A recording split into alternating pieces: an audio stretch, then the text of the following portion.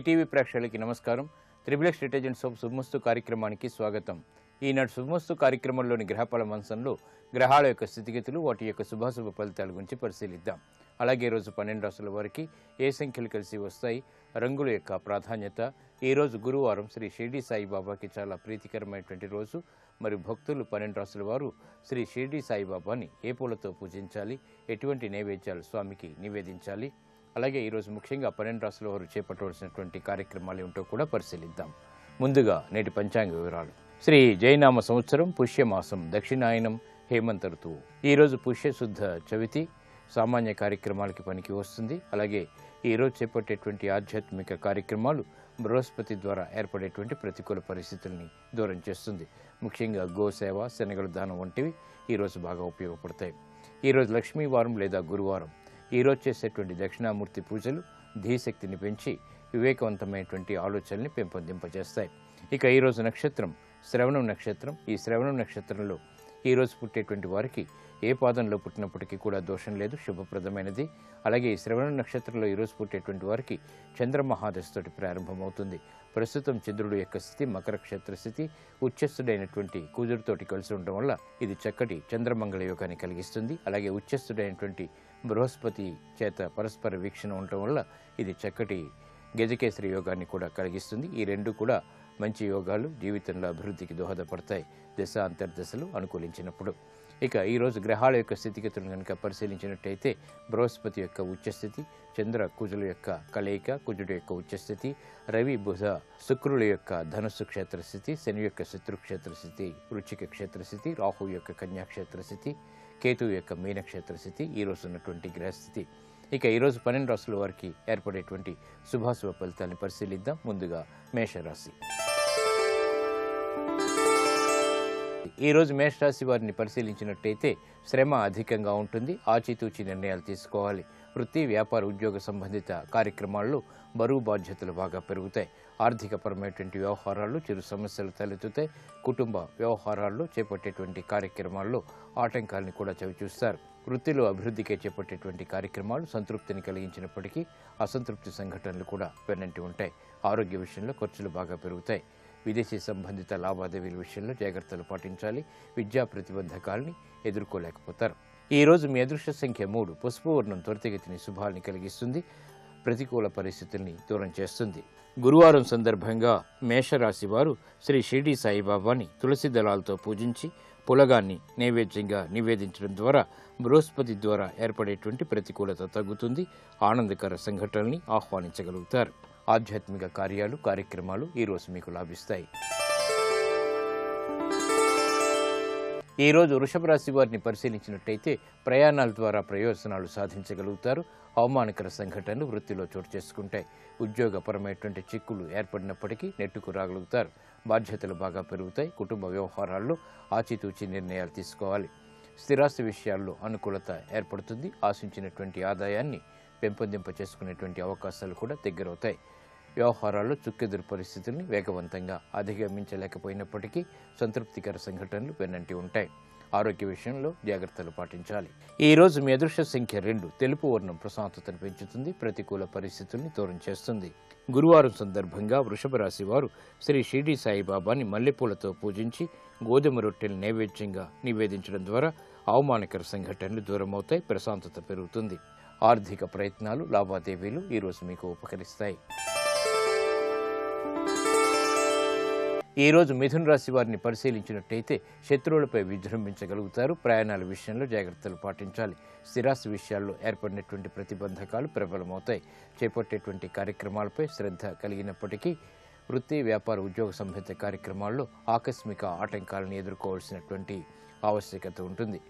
బాధ్యతలు బాగా పెరిగినప్పటికీ సక్రమ నిర్వహణ కొనసాగించగలుగుతారు. ఆర్థిక లావాదేవీలు బాగానే కలిసి వస్తాయి. పిల్లల ద్వారా ఆనందం లభిస్తుంది. ఈరోజు మీ అదృష్ట సంఖ్య 3. పసుపు వర్ణం త్వరితగతిని శుభాల్ని కలిగిస్తుంది, ప్రతికూల పరిస్థితుల్ని ఎదుర్కొనేటువంటి శక్తి సామర్థ్యాల్ని కలిగిస్తుంది. గురువారం సందర్భంగా మిథున రాశి వారు శ్రీ షిర్డీ సాయిబాబాని చామంతులతో పూజించి పాయసాన్ని నైవేద్యంగా నివేదించడం ద్వారా ఆనందకర సంఘటనలు, ఆర్థిక అభివృద్ధి ఏర్పడతాయి. దూర ప్రయాణాలు ఈరోజు మీకు లాభిస్తాయి. ఈ రోజు కర్కాటక రాశి వారిని పరిశీలించినట్టయితే కోర్టు సంబంధిత వ్యవహారాల్లో ఏర్పడినటువంటి ప్రతికూలత తగ్గుతుంది. రాజకీయ లబ్ధికే చేపట్టేటువంటి కార్యక్రమాల్లో విజయాలు సాధించగలుగుతారు. ఆర్థిక చిక్కులు ఉన్నప్పటికీ నెట్టుకు రాగలుగుతారు. ప్రతిబంధకాలను ఎదుర్కొనేటువంటి శక్తి సామర్థ్యాలు లభిస్తాయి. విద్యాపరమైనటువంటి చిక్కులు వీడిపోతాయి. ఆధ్యాత్మిక కార్యక్రమాల ద్వారా సంతృప్తికర సంఘటనలు చోటు చేసుకుంటే కుటుంబ సఖ్యత పెరుగుతుంది. ఆనందకర సంఘటనల్ని ఆహ్వానించగలుగుతారు. ఆరోగ్యం పదిలం. ఈ రోజు మీ అదృష్ట సంఖ్య 2. తెలుపు వర్ణం ప్రశాంతతను పెంచుతుంది. ప్రతికూల పరిస్థితుల్ని దూరం చేస్తుంది. ఆహ్లాద పరిస్థితుల్ని ఆహ్వానిస్తుంది. గురువారం సందర్భంగా కర్కాటక రాశి వారు శ్రీ షిరిడి సాయిబాబాని అక్షింతలతో పూజించి ఆవు పాలను నైవేద్యంగా నివేదించడం ద్వారా మానసిక రుగ్మతలు దూరమవుతాయి. విదేశీ సంబంధిత లావాదేవీలు, సంభాషణలు, ప్రక్రియలు ఈరోజు మీకు లాభిస్తాయి. ఈ రోజు సింహరాశి వారిని పరిశీలించినట్టయితే ఆశాజనకమైనటువంటి వాతావరణం ఆర్థికంగా చోటు చేసుకుంటుంది. కార్యక్రమ నిర్వహణలో నైపుణ్యం కొనసాగుతుంది. స్థిరాస్తి విషయాల్లో ఏర్పడినటువంటి ప్రతికూల పరిస్థితుల్ని సడలించుకునేటువంటి ప్రయత్నాలు కలిసి వస్తాయి. నూతన కార్యక్రమాల్ని గృహరీత్యా చేపట్టగలుగుతారు. వ్యవసాయ సంబంధిత కార్యక్రమాల్లో పేరు ప్రఖ్యాతులు సంపాదించుకునేటువంటి అవకాశాలు దగ్గరవుతాయి. వృత్తి, ఉద్యోగ సంబంధిత కార్యక్రమాల్లో ఏర్పడినటువంటి ప్రతిబంధకాలు తొలగిపోతాయి. ప్రశాంతత అన్ని రంగాల వారికి దగ్గరవుతుంది. ఆరోగ్యం పదిలం. ఈ రోజు మీ అదృష్ట సంఖ్య 9. ఎరుపు వర్ణం ధైర్యాన్ని కలిగిస్తుంది. ప్రతికూల పరిస్థితుల్ని ఎదుర్కొనేటువంటి శక్తి సామర్థ్యాల్ని ప్రసాదిస్తుంది. గురువారం సందర్భంగా సింహరాశి వారు శ్రీ షిరిడి సాయిబాబాని తెల్లటి పుష్పాలతో పూజించి అరటి పండ్లను నైవేద్యంగా నివేదించడం ద్వారా ఉత్తమ ప్రయోజనాలు పొందగలుగుతారు. స్థిరాస్తి కొనుగోళ్లు ఈరోజు మీకు లాభిస్తాయి. ఈ రోజు కన్యారాశి వారిని పరిశీలించినట్టయితే మానసిక వ్యాకులతలు తొలగిపోతాయి. చేపట్టేటువంటి కార్యక్రమాలపై పట్టు బిగించగలుగుతారు. నూతన కార్యక్రమాలకు శ్రీకారం చుట్టగలుగుతారు. బాధ్యతలు పెరిగినప్పటికీ సక్రమ నిర్వహణ కొనసాగుతుంది. విదేశీ లావాదేవీలు బాగానే కలిసి వస్తే ఆర్థిక సహాయ సహకారాలు వ్యాపారరీత్యా పెంపొందింప చేసుకునేటువంటి అవకాశాలు దగ్గరవుతాయి. ఆత్మవిశ్వాసం పెరుగుతుంది. ఈ రోజు మీ అదృష్ట సంఖ్య 3. పసుపు వర్ణం త్వరితగతిని శుభాల్ని కలిగిస్తుంది. ఆహ్లాద పరిస్థితుల్ని, ప్రశాంత పరిస్థితుల్ని ఆహ్వానిస్తుంది. గురువారం సందర్భంగా కన్యారాశి వారు శ్రీ షిరిడి సాయిబాబాని గన్నేరు పూలతో పూజించి పరమాన్నాన్ని నైవేద్యంగా నివేదించడం ద్వారా సాహస నిర్ణయాల ద్వారా విజయాలు సాధ్యపడతాయి. ఉద్యోగ సంబంధిత ప్రయత్నాలు, అభివృద్ధికే చేపట్టేటువంటి కార్యక్రమాలు ఈరోజు మీకు కలిసి వస్తాయి. ఈ రోజు తులారాశి వారిని పరిశీలించినట్టయితే వ్యయం ఎక్కువగా ఉంటుంది. శారీరక శ్రమ అధికంగా ఉంటుంది. ఆరోగ్య ఖర్చులు పెరుగుతాయి. ఆశించినటువంటి ప్రయోజనాలు ఆలస్యంగా చేతికందుతాయి. ఆర్థిక వ్యవహారాల్లో జాగ్రత్తలు పాటించాలి. ఉద్యోగ సంబంధిత కార్యక్రమాల్లో దూకుడు నిర్ణయాలు పనికిరావు. బాధ్యత రహితమైనటువంటి కార్యక్రమాల ద్వారా సమస్యలు ఎదుర్కొనేటువంటి సంఘటనలు లేకపోలేదు. కాబట్టి జాగ్రత్తలు వహించాలి. ఈ రోజు మీ అదృష్ట సంఖ్య 1. పసుపు వర్ణం త్వరితగతిని శుభాల్ని కలిగిస్తుంది. ప్రతికూల పరిస్థితుల్ని ఎదుర్కొనేటువంటి శక్తి సామర్థ్యాల్ని ప్రసాదిస్తుంది. ప్రశాంతతను పెంచుతుంది. గురువారం సందర్భంగా తులారాశి వారు శ్రీ షిరిడి సాయిబాబాని తులసి దళాలతో పూజించి పరమాన్నాన్ని నైవేద్యంగా నివేదించడం ద్వారా ఆరోగ్య సమస్యలు దూరమవుతాయి. ఆరోగ్య పరీక్షలు ఈరోజు మీకు మేలును కలిగిస్తాయి. ఈ రోజు వృశ్చిక రాశి వారిని పరిశీలించినట్టయితే ఆహ్లాద పరిస్థితుల్ని ఆహ్వానించగలుగుతారు. చేపట్టేటువంటి కార్యక్రమాలపై ఆత్మవిశ్వాసం పెరుగుతుంది. ఆర్థికపరమైనటువంటి ఆదాయాన్ని పెంపొందింపజేసుకోగలుగుతారు. నూతన కార్యక్రమాలకు శ్రీకారం చుట్టగలుగుతారు. వృత్తి, వ్యాపార, ఉద్యోగ సంబంధిత కార్యక్రమాలు ప్రోత్సాహాన్ని కలిగిస్తాయి. విదేశీ లావాదేవీలు బాగానే కలిసి వస్తాయి. శ్రమ అధికంగా ఉన్నప్పటికీ ఆనందకర సంఘటనల ద్వారా సంతృప్తికర సంఘటనలు చోటు చేసుకుంటాయి. నూతన కార్యక్రమాలకు నాంది ప్రారంభమవుతుంది. వృత్తిలో అభివృద్ధికి చేపట్టేటువంటి కార్యక్రమాలు కలిసి వస్తాయి. ఆరోగ్య విషయంలో కూడా మంచి మార్పులు చోటు చేసుకుంటాయి. ఈ రోజు మీ అదృష్ట సంఖ్య 2. తెలుపు వర్ణం ప్రశాంతతను పెంచుతుంది. ప్రతికూల పరిస్థితుల్ని దూరం చేస్తుంది. ఆహ్లాద పరిస్థితుల్ని ఆహ్వానిస్తుంది. గురువారం సందర్భంగా వృశ్చిక రాశి వారు శ్రీ షిరిడి సాయిబాబాని మందార పూలతో పూజించి పానకం, వడపప్పు నైవేద్యంగా నివేదించడం ద్వారా అదృష్ట సంఘటనని ఆహ్వానించగలుగుతారు. స్థిరాస్తి నిర్ణయాలు ఈరోజు మీకు లాభిస్తాయి.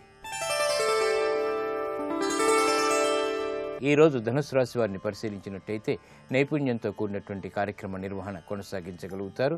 ఆర్థికపరమైనటువంటి వ్యవహారాల్లో ఏర్పడినటువంటి ఇబ్బందుల్ని ఎదుర్కోగలుగుతారు.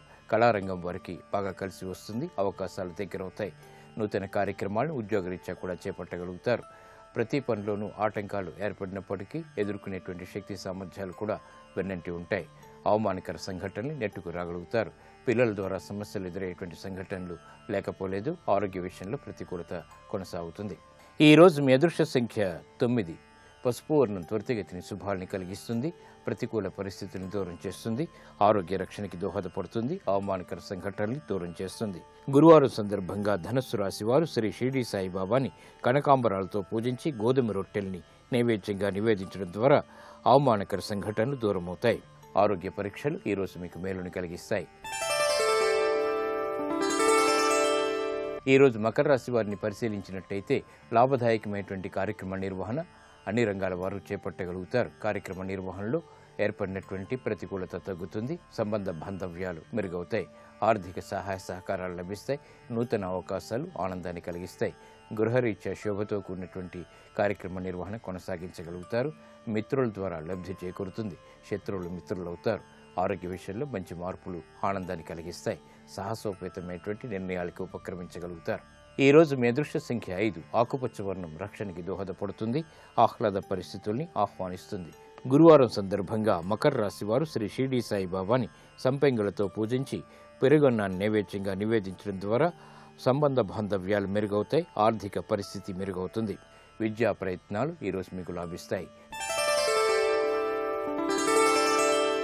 ఈరోజు కుంభరాశి వారిని పరిశీలించినట్టయితే క్రమశిక్షణతో కూడినటువంటి కార్యక్రమ నిర్వహణ కొనసాగించగలుగుతారు. వ్యాపార దక్షత ఏర్పడుతుంది. కుటుంబ సఖ్యతకే చేపట్టేటువంటి ప్రయత్నాలు కలిసి వస్తాయి. నూతన కార్యక్రమాలను ఉద్యోగరీత్యా చేపట్టగలుగుతారు. పేరు ప్రఖ్యాతులు ఇనుమడింపు చేసేటువంటి కార్యక్రమ నిర్వహణ తద్వారా విజయాలు ఆనందాన్ని కలిగిస్తాయి. పిల్లల ద్వారా ఆనందం లభిస్తుంది.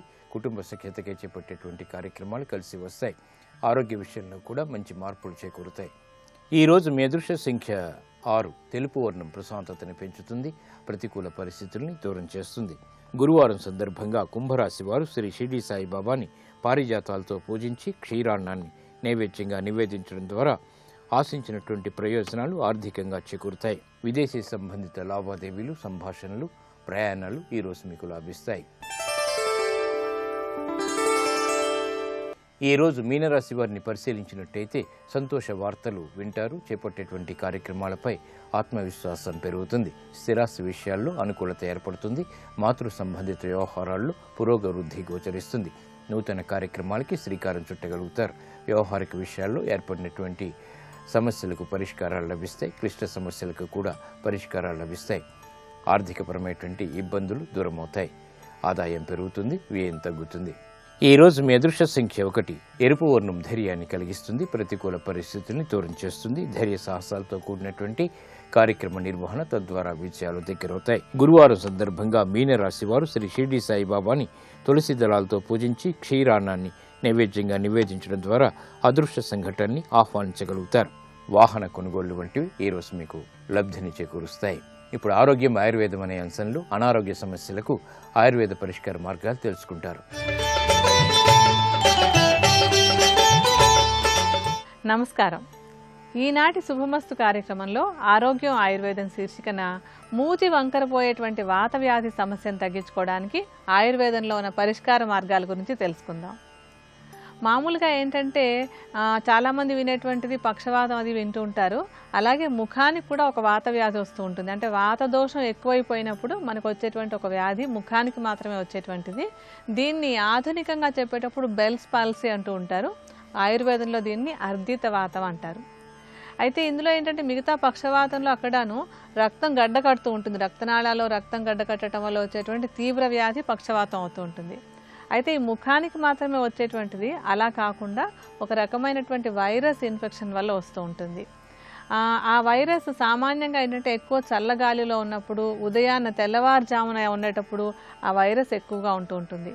అది కొంతమందిని ఎందుకు కొంతమందికి మాత్రమే ఈ ఇన్ఫెక్షన్ వస్తుంది అనేటువంటిది మనం స్పష్టంగా చెప్పలేం. కానీ వాత దోషం పెరిగినప్పుడు ఈ వైరస్ ఉండేటువంటి మనం ఆ గాలిలో అక్కడ తిరిగినప్పుడు ఈ సమస్య వచ్చేందుకు అవకాశం ఉంటుంది. అలాగే మధుమేహంతో బాధపడేటువంటి వాళ్ళకు కూడా ఈ సమస్య ఎక్కువగా వస్తూ ఉంటుంది. గర్భిణీ స్త్రీలకి ఫ్లూ జ్వరం కానీ లేకపోతే జలుబుతోటి కానీ ఎక్కువగా బాధపడుతున్నటువంటి వాళ్ళకి ఈ వైరస్ తొందరగా చేరి ఈ ముఖానికి వచ్చేటువంటి వాత వ్యాధి వచ్చేందుకు అవకాశం ఉంటుంది.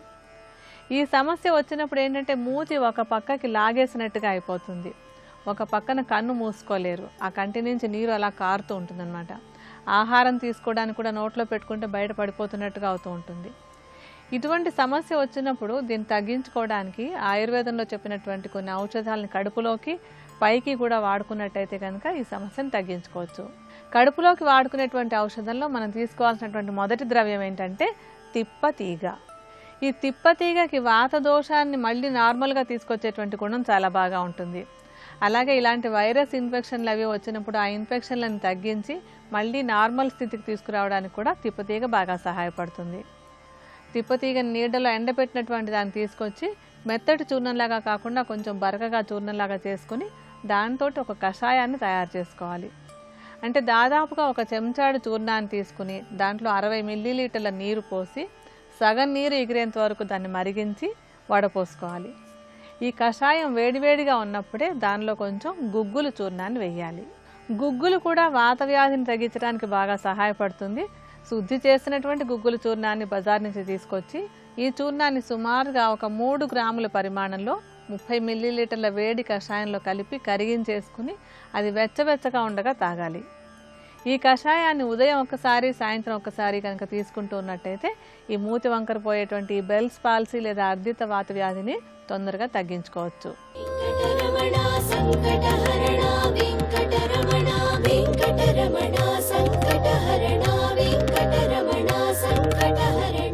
ఇలను పుణ్యాత్ములైనట్టి వారు కొంతమంది పుణ్యాత్ములు ఉంటారు.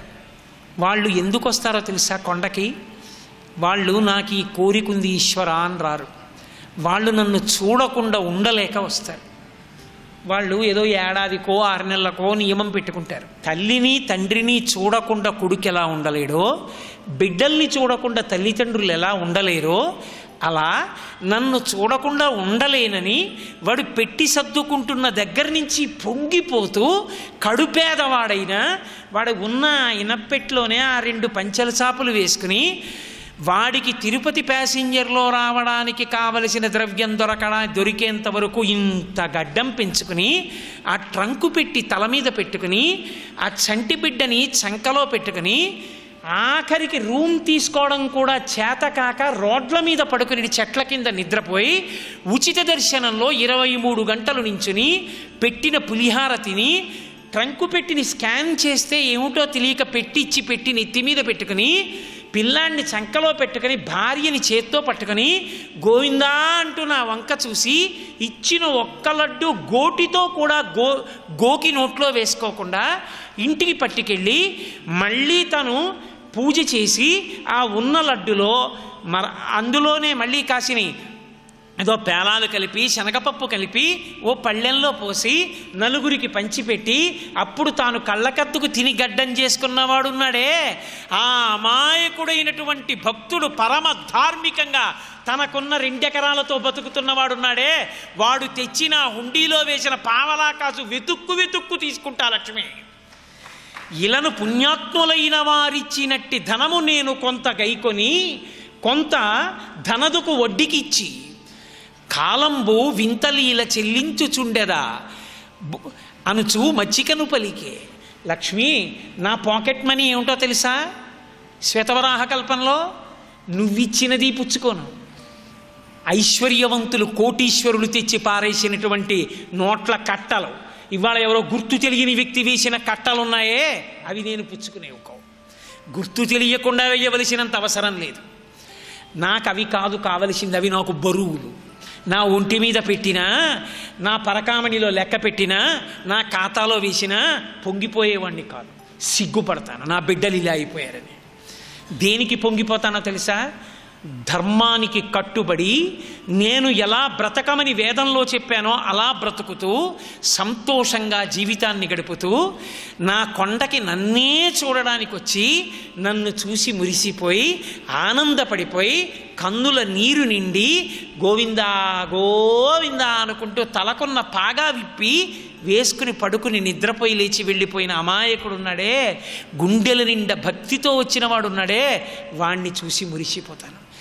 వాడికి జ్ఞానం ఇస్తాను, వాడికి మోక్షం ఇస్తాను, వీడికి బుద్ధినిస్తాను. అప్పటికైనా వీడి తెచ్చి కట్టలేశాక గుర్తు తెచ్చుకోవాలి, అరే నేను ఏమి సాధించానురా, పరమాత్ముడి దగ్గరికి ముడుపు కట్టి నిలువుడోపిడి తీసుకెళ్ళి ఇన్ని కట్టలు వేసే ముందు సిగ్గుపడాలి. ఈశ్వర ఎలా తెచ్చానో తెలుసా ఈ ద్రవ్యాన్ని? నిజంగా వెంకటరమణుడు అక్కడ ఎదురుగుండా కనపడిది ఎక్కడిది డబ్బని అడిగాడు అనుకోండి, ఏమని చెప్తావు? ఏమని చెప్పిస్తావు ఆయనకి?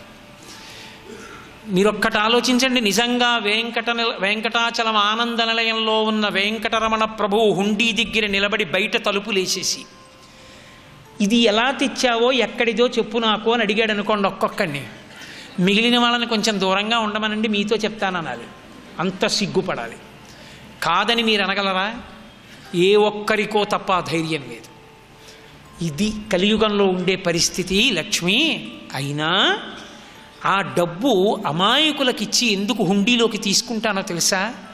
కనీసం వాడికి డబ్బు మీద వ్యామోహం కనుక, ఊరే ఇన్ని పాపాలు చేసి సంపాదించి ఆఖరికి ఏం పొందాను, తీసుకెళ్ళి హుండీలో వేశాను. 2, ఇక నుంచి భయం భయంగా బతకవలసిన అవసరము మిగిలిపోయింది. ఇకనైనా బుద్ధి తెచ్చుకుని పరమేశ్వరుణ్ణి నమ్ముకుని బతికితే ఏ బెంగా లేదు. హాయిగా పెరట్లో మామిడి చెట్టు కింద గయోపాఖ్యానంలో పద్యాలు చదువుకుంటూ కాలు మీద కాలు వేసుకుని నులకవంచం మీద కుడి చేతిని తల కింద పెట్టుకుని పడుకుని నిద్రపోయిన వాడెవడో వాడు సార్వభౌముడు, వాడిది ఆనందం. కాబట్టి ఇక అలా బ్రతుకుతాను తృప్తిగా అన్న మార్పు వాడి ఎందొస్తే సంతోషిస్తాను. అప్పుడు వాడిచ్చిన పావలాకాసైనా పుచ్చుకుంటాను. ఈ మార్పు తేవడానికి నేను ఈ కొండ మీద నిలబడిపోయానని చెప్పుకున్నాడు మహానుభావుడు. అది వెంకటేశ్వర దర్శనం. అందుకే కలియుగంలో వెంకటరమణుడి అంత కృపతో వచ్చినటువంటి అవతారము వేరొక అవతారము లేదు లేదు లేదు. మిగిలిన ఏ అవతారంలోనైనా కర్మాకర్మ ఫలప్రదాతగా ఉండి తప్పు చేస్తే సంహారమును చేశాడు. ఒక్క కలియుగంలో ఎంత తప్పు చేసిన వాణ్ణి ఆయన పేరెత్తితే రక్షిస్తూ ఉంటాడు. మారు అని మాత్రం చెప్తాడు, మారకపోతే వాడి కర్మ. ఈశ్వరుడికి కూడా అసహ్యం పుడుతుంది ఒకనాడు. అంతటి కారుణ్యమూర్తి కనుకనే వెంకటాద్రి సంస్థానం బ్రహ్మాండే నాస్తి కించన వెంకటేశ సమోదేవో నభూతో నభవిష్యతి. వెంకటేశ్వరుడితో సమానమైన దైవము గతమునందు లేడు, ఇక ముందు ఉండడు అనడానికి కారణం ఆయన కారుణ్యమే. మీరు ఒక పురాణం చదివేటప్పుడు కొన్ని మాటలను చాలా గంభీరంగా స్వీకరించవలసి ఉంటుంది. తపోభూమికి శక్తి ఉంటుంది, అది విడిచిపెట్టేసేటటువంటి శక్తి కాదు. యుగం మారిపోనివ్వండి, మహాపురుషులు తపస్సు చేసినటువంటి తపస్సు యొక్క శక్తి ఇప్పటికీ ఆ భూమిని పట్టుకుంటుంది. త్రేతాయుగంలో ఋష్యశృంగుడు తపస్సు చేశాడు, కలియుగంలో శంకర భగవత్పాదులు అలా వెళ్ళిపోతూ చూశారు. త్రేతాయుగంలో ఋష్యశృంగుడు తపస్సు చేసిన ప్రదేశం కనుక కలియుగంలో కూడా ఒక కప్పకి పాము పడగ పట్టి నీడ ఇచ్చింది. 2 పరస్పర వైరం ఉన్న ప్రాణులు ఆ వైరాన్ని మరిచిపోయాయంటే ఋష్యశృంగుడి తపస్సు కారణం. కాబట్టి ఇక్కడ నేను పీఠం పెడతానని శృంగగిరి పీఠం పెట్టారు శంకర భగవత్పాదులు.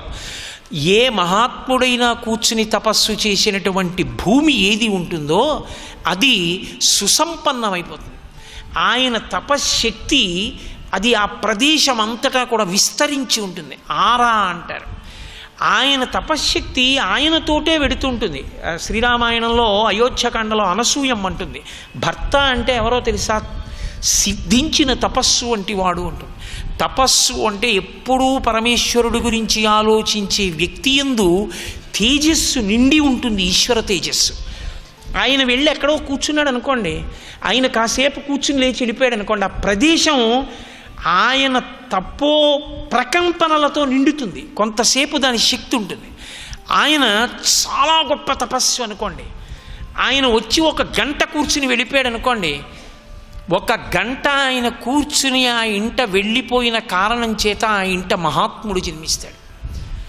మహాత్ముల తపశ్శక్తిని తక్కువగా అంచనా వేయకూడదు. అందుకే మనుష్య జన్మలో ప్రయత్నపూర్వకంగా చెయ్యవలసిన పని ఏ సిద్ధాశ్రమమునంత్రొక్కితిమో, ప్రయత్నపూర్వకంగా వెళ్ళి మహాతపస్సులైన వారు తిరిగాడిన ప్రదేశంలో కొంతసేపు కూర్చుని లేచి రావాలి. అది భగవంతుణ్ణి చేరడానికి ప్రతిబంధకంగా ఉండే పాపాన్ని విరవగలిగిన శక్తిని పొంది ఉంటుంది. కనుక పార్వతీదేవి తపస్సు చేసిన ప్రదేశం అంత యోగ్యమైన ప్రదేశం. అమ్మ అక్కడ ఆవిడ శివుణ్ణి భర్తగా పొందింది, నువ్వు అక్కడే తపస్సు చేసి విష్ణువుని భర్తగా పొందు. ఇప్పుడు తల్లి వేదవతి అక్కడికి వెళ్ళి తపస్సు ప్రారంభం చేసింది. త్వం శ్రీ ఉమామహేశ్వర పరబ్రహ్మార్పణమస్తు. స్వస్తి. సాత్వికమైన తపస్సు యందు ఈశ్వరుణ్ణి పొందడం ఒకటే లక్ష్యంగా ఉంటుంది తప్ప అన్యమైన కోర్కెలుండవు.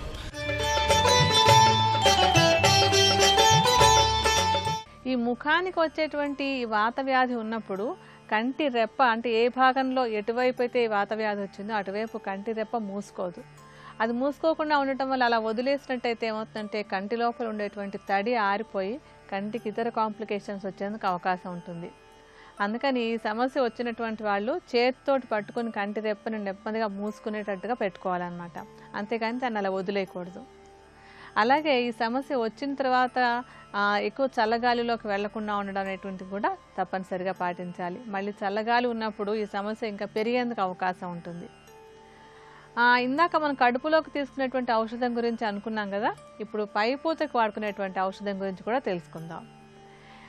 ఏంటంటే ఇప్పుడు ఈ పక్కన ఉండేటువంటి ఒక పక్కన ఉండేటువంటి కండరాలు కూడా ప్యారలైజ్ అయిపోతాయి. అంటే వాతం వల్ల అక్కడ ఉండేటువంటి కండరాలు పనిచేయకుండా ఉంటాయి. ఆ కండరాలు తిరిగి మళ్ళీ పనిచేయడం కోసం అని చెప్పి మనకి బాగా ఉపయోగపడేటువంటి ద్రవ్యం ఏంటంటే ఆముదం.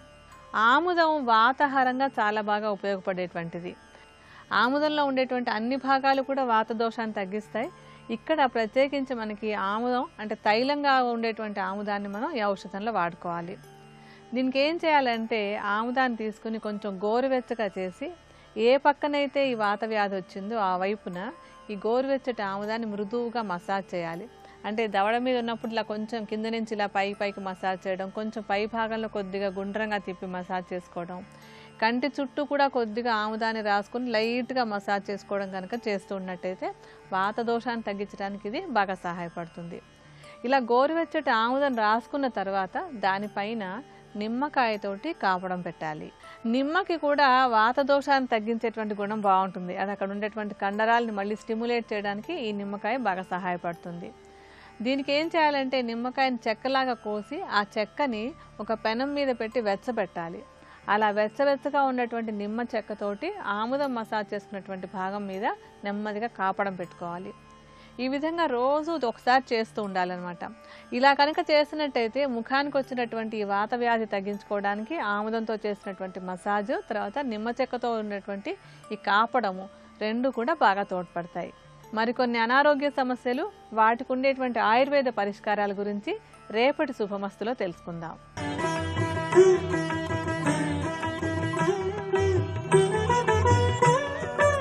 త్రిబుల్ ఎక్స్ డిటర్జెంట్ సోప్ శుభమస్తు కార్యక్రమంలో శుభయోగం శీర్షికకి స్వాగతం. ఈ శీర్షికన దానాలు ప్రయోజనాలు అనే అంశం గురించి పరిశీలిద్దాం.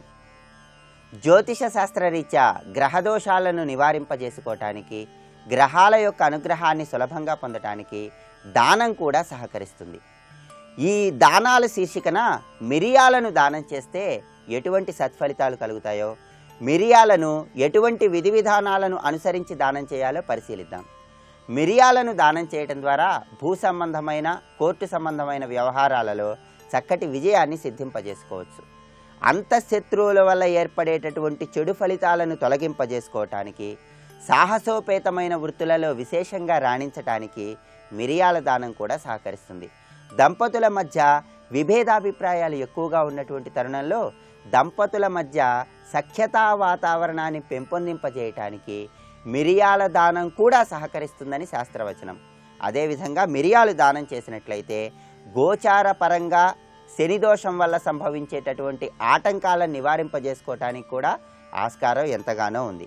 ఆరోగ్యపరంగా రక్త ప్రసరణకు సంబంధించినటువంటి వ్యాధులను నియంత్రణలో ఉంచటానికి, మూత్రపిండాలకు సంబంధించిన వ్యాధులను నియంత్రణలో ఉంచటానికి, కాళ్ల నొప్పులు, కీళ్ల నొప్పులు, వెన్నుపూసకు సంబంధించిన సమస్యలను పరిష్కరించుకోవటానికి కూడా మిరియాల దానం చాలా వరకు సహకరిస్తుంది. మరి మిరియాలను ఏ రోజు ఎటువంటి విధి విధానాలతో దానం చేస్తే చక్కటి సత్ఫలితాలను పొందవచ్చు? ఈ విషయాన్ని పరిశీలించినట్లయితే ఏ నెలలోనైనా సరే శుక్లపక్షంలో వచ్చే మొదటి మంగళవారం నాడు మిరియాలను దానం చేసినట్లయితే చక్కటి సత్ఫలితాలను పొందవచ్చు.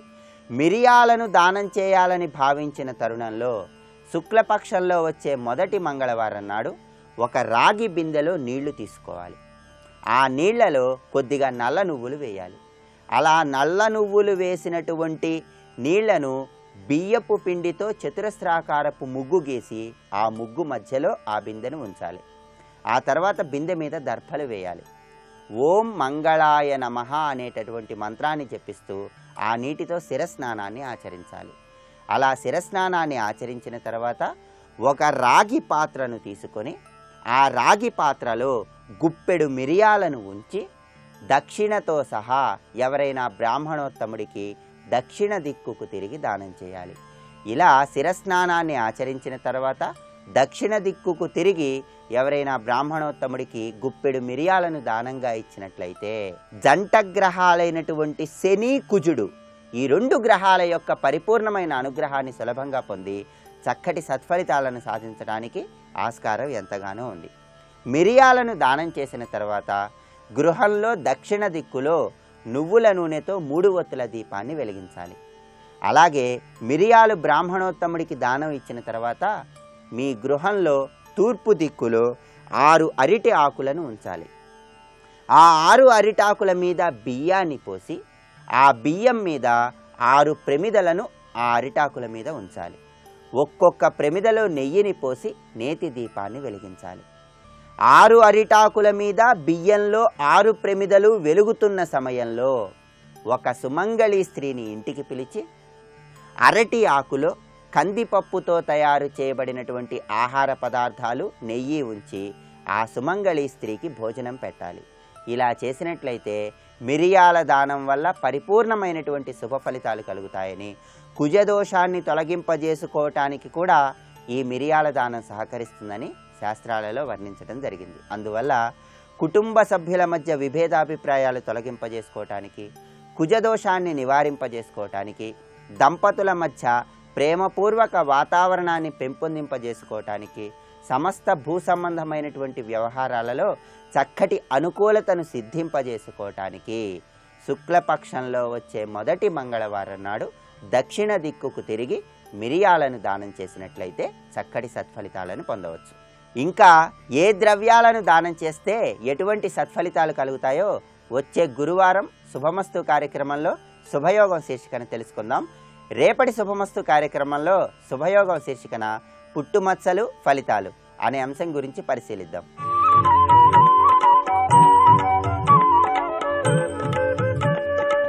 ఈటీవీ ప్రేక్షకులకు నమస్కారం.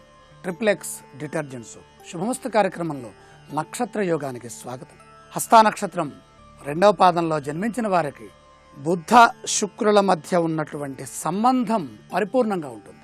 బుద్ధి బలం బాగా ఉన్నప్పుడు మనిషి మానసికమైన ఆనందాన్ని, ధారణాశక్తిని, మేధా సంపత్తిని గ్రహిస్తాడు. తను ఏం చేస్తున్నది, ఏం చదువుతున్నది, ఏం వింటున్నది ఇవన్నీ ఎక్కువ కాలం తనతో పాటుగా గుర్తుంటాయి. చాలామందికి ఉన్నటువంటి ఇబ్బంది ఏమిటంటే వృద్ధాప్యం వచ్చిన తర్వాత మనం చదివినటువంటి విజ్ఞానము, మనం చెయ్యాలి అనుకున్నటువంటి సాధన గుర్తుండదు. అందుకనే నహి నహి రక్షత డుక్రుండ్కరనే భజగోవిందం, ఎప్పుడూ కూడా గోవిందుడిని భజించు అని చెబుతుంది శాస్త్రం, ఆధ్యాత్మిక శాస్త్రం. ఇక్కడ సహజ సిద్ధంగా హస్తా నక్షత్రంలో 2వ పాదంలో జన్మించడం ద్వారా చిన్నప్పుడు జరిగిన సంఘటనల దగ్గర నుంచి వృద్ధాప్యం వచ్చేంత వరకు కూడా వారికి ఒకే విధమైన ధారణా సంపత్తి ఉంటుంది. చెడ్డ విషయాలను చూడలేరు వీళ్ళు, మంచి విషయాలనే చూస్తారు. మహాగణపతి దగ్గర ఉన్న గొప్పతనం అది. ప్రతి అంశంలోనూ శుభకోణమే, ప్రతి మాటలోనూ సాధువాచకమే. అందుకనే ద్వితీయ పాదం శుక్రుడు యొక్క ఆధీనంలో ఉండటం వల్ల సాధువచనములు అధికంగా ఉంటాయి. మన మనసులో ఏం ఊహిస్తున్నామో వాక్కులు అదే వస్తుంది. అందుకనే ఇక్కడ కుశలో విత్తవాన్ విదేశరత, కుశల అందరినీ బాగా పలకరించటం, విత్తవాన్ ఐశ్వర్యవంతులై ఉండటం, విదేశరత దేశ విదేశములలో పరిపూర్ణమైనటువంటి సామర్థ్యాన్ని పొంది గొప్పవారుగా జీవించటం. తెలివితేటలు ఉన్నా సరే దాన్ని తన వరకే ఉంచుకుంటారు, కానీ బయటికి ప్రదర్శించరు. అవసరము సమయము వచ్చినప్పుడు వారు చాలా తక్కువగా మాట్లాడతారు, అవసరం వరకే ఆ వాక్కుని ఉపయోగిస్తారు. మితభాషిణాం, మితవాక్కులు ఎక్కువగా ఉంటాయి. స్వతంత్రంగా ఏ పని చేయరు, స్వతంత్రంగా ఏ పని చేయలేరు, దైవ ప్రేరితంగానే చేస్తారు. లేదా పెద్దలు తల్లిదండ్రులు వెనక ఉండి ఈ పని చేయనాయన, ఈ పని చెయ్యమ్మా అని చెబితే అప్పుడు ఆ పని చేస్తారు. నిరాశావాదం దగ్గర కూడా ఉండదు. అలాగే మానసికంగా వేదాంత స్వభావంతో ఉంటారు. మేధో సంపత్తి పరిపూర్ణంగా ఉంటుంది. జ్ఞానాన్వేషణ విశేషంగా ఉంటుంది.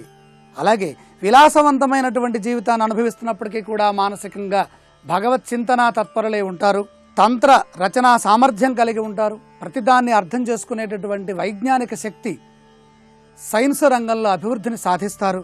నలుగురిలో కూడా ప్రత్యేకత కలిగి ఉంటారు, ప్రత్యేకవంతులుగా ఉంటారు, యజమానులుగా ఉంటారు, మంచి వ్యక్తిగా పేరు తెచ్చుకుంటారు, సున్నితంగా మాట్లాడతారు, ముందు జాగ్రత్త చర్యగా మాట్లాడతారు.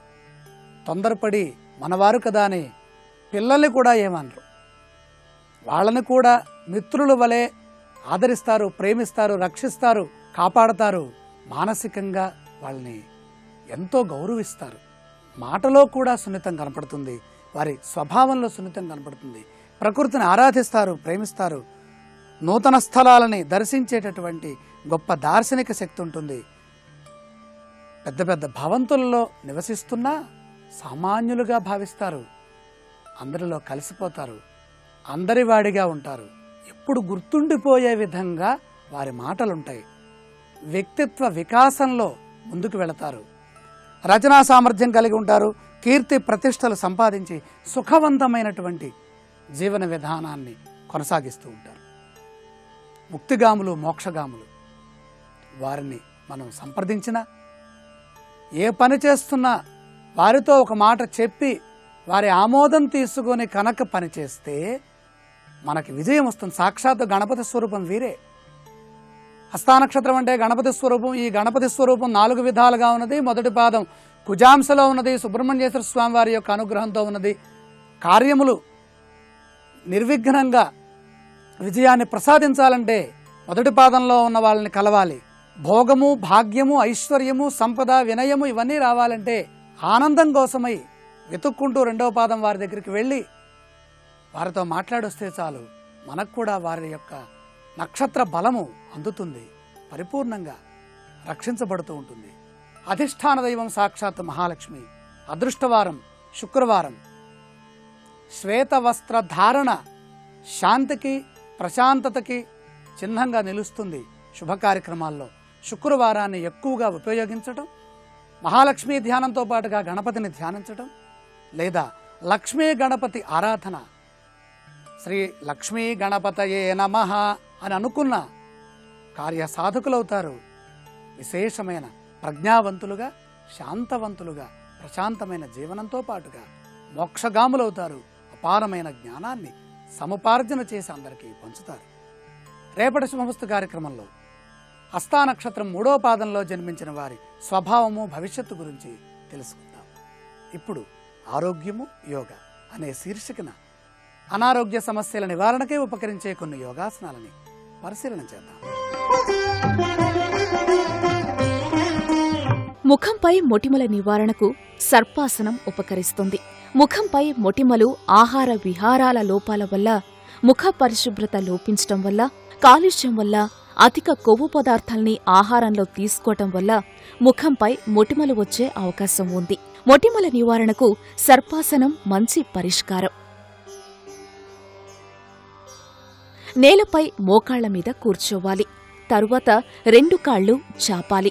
2 కాళ్లు వెనక్కి చాపి ఉన్న స్థితిలో 2 భుజాల మీద నుంచి 2 వైపులా తల తిప్పి చూడాలి.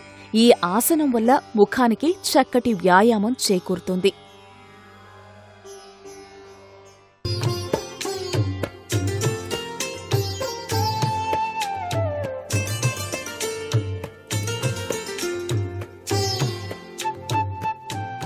Triple X detergent soap. శుభమస్తు కార్యక్రమంలో గృహబలం అంశానికి స్వాగతం. రావి చెట్టు మొదట బ్రహ్మ, మధ్య విష్ణువు, అగ్రభాగాన పరమేశ్వరుడు నివాసం ఉంటాడు.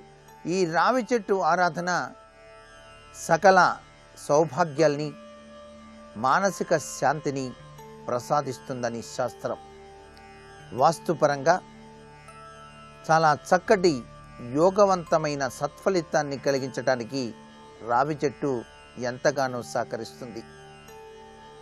అనుకున్న పనులు అనుకున్నట్టుగా నెరవేరటానికి, ఉద్యోగంలో లాభదాయకవంతమైన ప్రభావాల్ని సంపాదించడానికి, భూ సంబంధమైన లావాదేవీల విషయంలో అడ్డంకులు తొలగించుకోవడానికి, మానసిక శాంతికి రావి చెట్టు ఆరాధన ఆయా నక్షత్ర సంజాతకులు తప్పనిసరిగా ఏ తీరున పాటిస్తే ఎటువంటి సత్ఫలితం కలుగుతుందో అనే విషయం కూడా మనం గ్రహించక తప్పదు.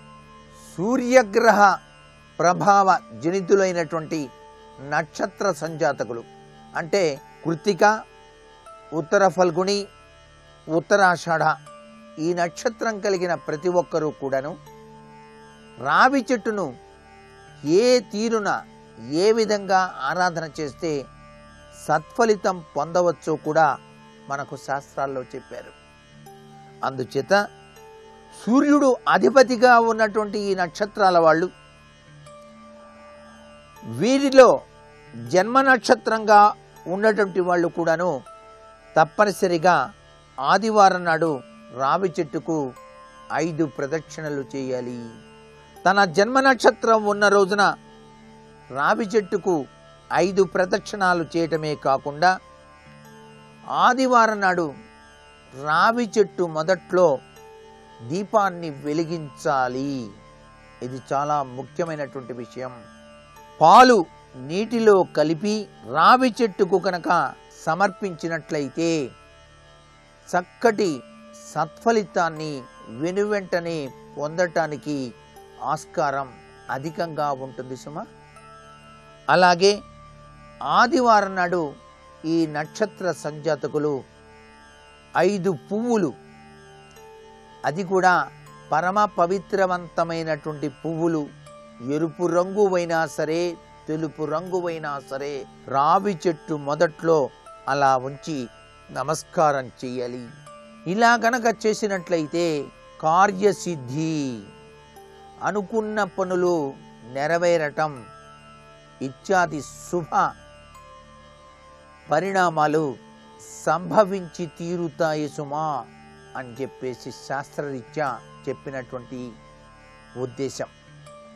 అలాగే చంద్రగ్రహ ప్రభావ జనితులు అంటే చంద్రుడు అధిపతిగా ఉన్న నక్షత్ర జాతకులు రోహిణి, హస్త, శ్రవణం ఈ నక్షత్ర జాతకులు రావి చెట్టుకి ప్రతి సోమవారం కూడాను తెల్లని పూలను సమర్పించాలి సుమా.